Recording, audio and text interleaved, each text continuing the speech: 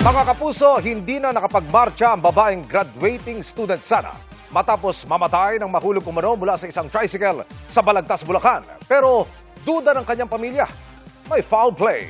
Nahuli kamyan at nakatutok si Dano Tingkungko.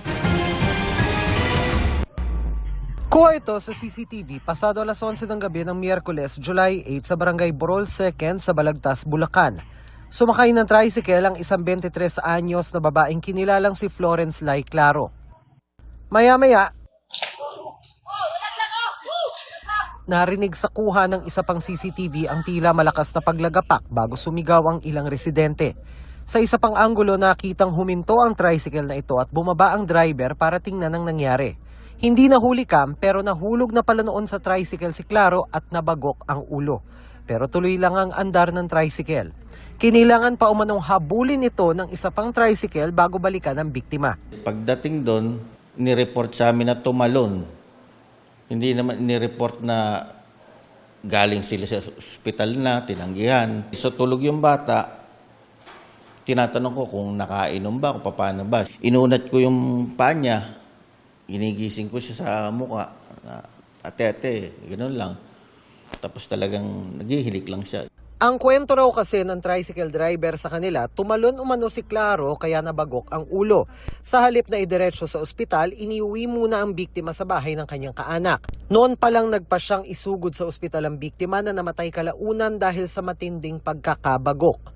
Gagraduate pa naman si Claro nung araw na yon, pero dahil wala na siya, ang pamilya niya ang dumalo sa graduation. Tagal na panahon nag-aral ang anak ko.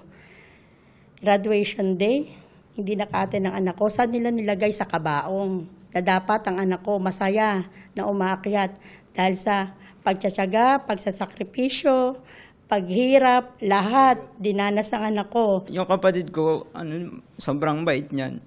Bukod sa nanghihinayang, nagdududa rin ang pamilya. There's something na missing talaga po dun sa story. Sabi nila hindi namalayan. Tinanong ko yung nasa loob, bakit mo hindi namalayan na nalaglag? Sabi po niya ay napuwing daw po siya. Kine-claim nila na wala silang ginawang masama. Pinaiimbisigahan na ng pamilya sa mga pulis Balagtas ang nangyari kay Claro dahil sa hinalang nagka-foul play. Paano nahulog ang anak ko? Ano nga ang nangyari? Bakit nahulog ang anak ko? Maraming tanong na walang sagot. Ang inano ko lang, hustisya, hustisya, hustisya. Hindi po nila tinulungan. Mabuti na lang po, meron nakahabol sa kanilang mga bystander doon para pabalikin sila at tulungan yung biktima. Sabi po nila, allegedly, base doon sa kanilang version, is nalaglag po daw yung biktima. Nangangalap pa rin po kami ng witness or ebidensya na magpapatunay doon sa kanyang claim. Ayon sa pulisya, itinanggi sa kanila ng tricycle driver at kapatid nito na may nangyaring foul play. Pero sinisilip pa rin ang hindi agad pagtulong ng magkapatid sa biktima.